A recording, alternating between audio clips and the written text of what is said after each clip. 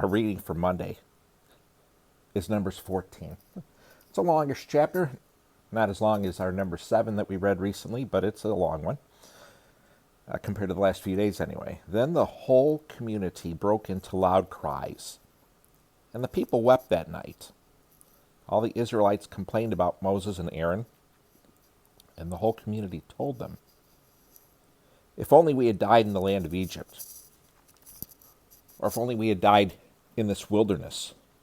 Why is the Lord bringing us into this land to die by the sword? Our wives and children will become plunder. Wouldn't it be better for us to go back to Egypt?" So they said to one another, "Let's appoint a leader and go back to Egypt." Then Moses and Aaron fell face down in front of the whole assembly of the Israelite community.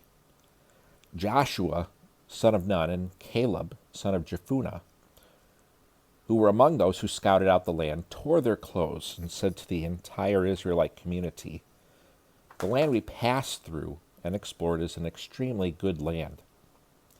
If the Lord is pleased with us, he will bring us into this land, a land flowing with milk and honey, and give it to us. Only don't rebel against the Lord.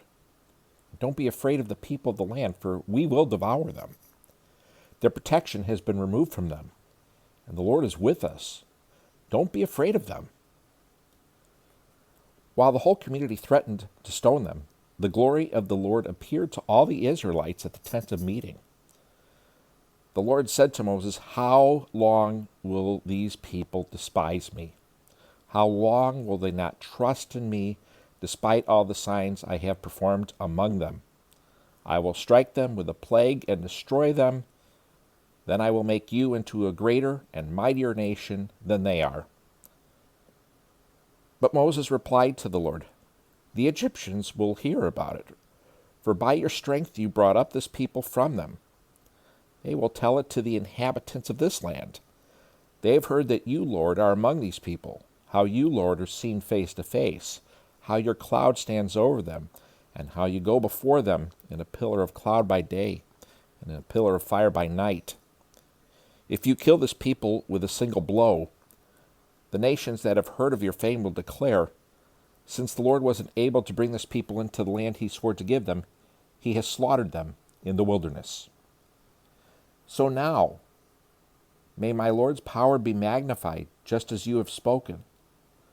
The Lord is slow to anger and abounding in faithful love, forgiving iniquity and rebellion, but he will not leave the guilty unpunished, bringing the consequences of the father's iniquity on the children to the third and fourth generation. Please pardon the iniquity of this people in keeping with the greatness of your faithful love, just as you have forgiven them from Egypt until now." The Lord responded, "I have pardoned them, as you requested.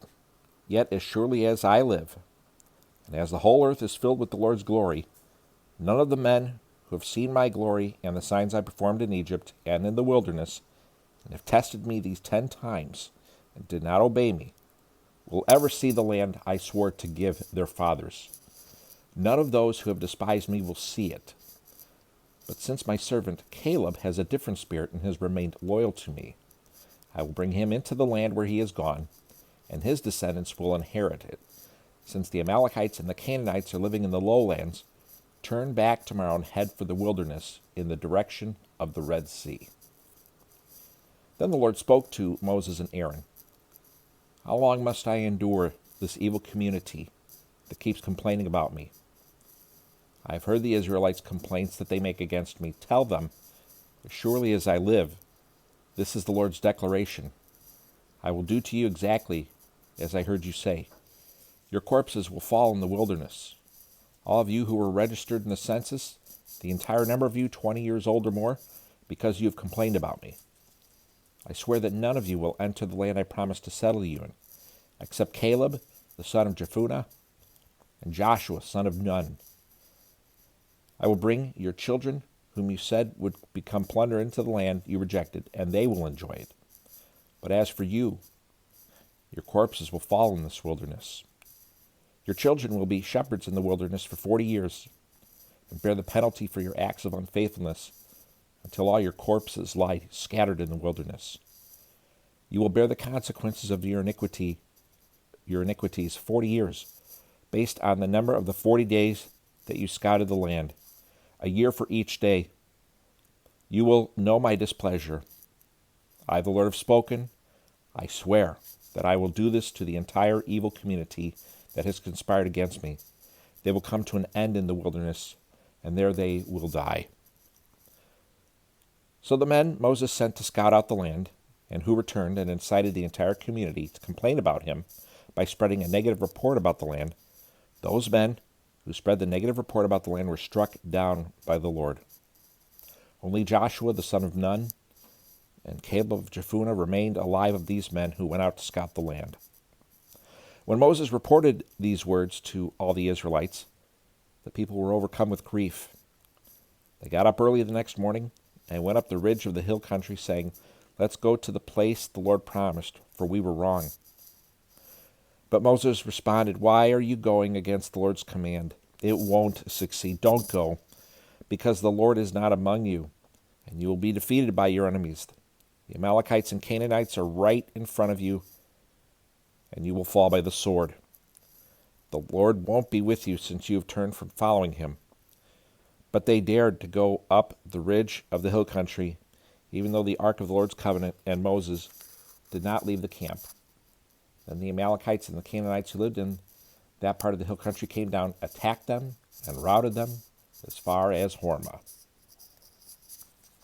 Numbers chapter 14. Hope you have a good Monday.